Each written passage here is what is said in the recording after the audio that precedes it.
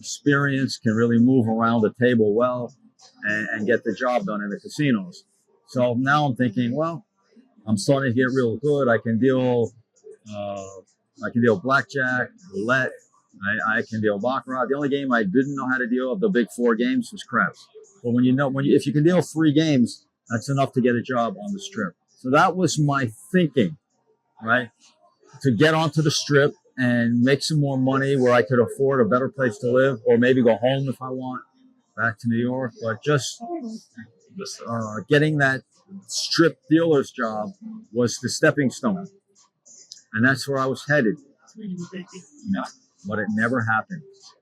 And actually, it never happened for the way I said that. It might sound like something bad happened, but actually something good happened. One night, I'd been at the dealing at the Four Queens for 10 months. A guy comes to my baccarat table, and it was a dead game. There's no other player. A guy comes to my baccarat table, very well-dressed guy, and he was 20 years or so older than me, about 40.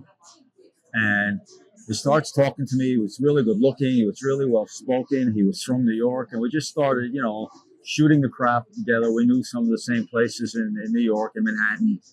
And something about the guy, I took a liking to him. And there was nothing, there was nothing else there. There was nothing negative. I didn't look at him as, somebody suspicious or someone trying to get something out of me.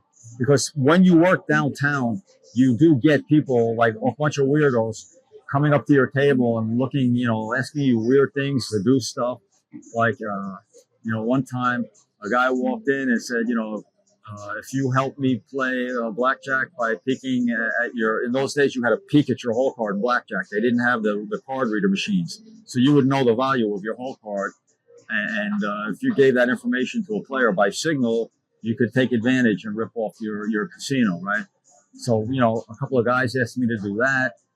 I had one woman with really huge breasts come in one day, and she said to me, "If you help me with blackjack, I'll help you in bed." Stuff like this. Or she said, "I'll help you in my bed." And but I didn't go for any of this stuff. And I even had one guy walk in one day, and he said to me, "Do you know anybody looking to buy a 747? I got a stolen 747 in the desert." I was so sure, right? I mean, this is what happened in downtown casinos in Las Vegas in the mid '70s. I'm not saying stuff like that doesn't happen anymore, but it happened to me back then. So, like I was saying, guy walks in, well-dressed guy, very classy, great, spoke English very well, educated, and said his name was Joe. And we talked for a couple minutes, and then he said, "Why don't you meet me across the street at the Horseshoe Casino after your shift?" Now, the Horseshoe Casino is a legendary casino. It's called Binion's Horseshoe. It's one of the original Las Vegas casinos that came about in the early 1930s. And it was owned by a very colorful character named Benny Binion, and it stayed in the Binion family for, 70, 80 years or whatever.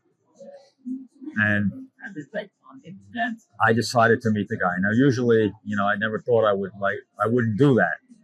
I wouldn't meet with a customer. It was, it was shunned upon. It was looked down on. You didn't meet customers. Casinos didn't like that. But I said, okay, and I met the guy. So I walked across the street after my shift. It was 4 o'clock in the morning. Joe was sitting there at the bar, and I came up to him. I said, "Hey, how you doing?" And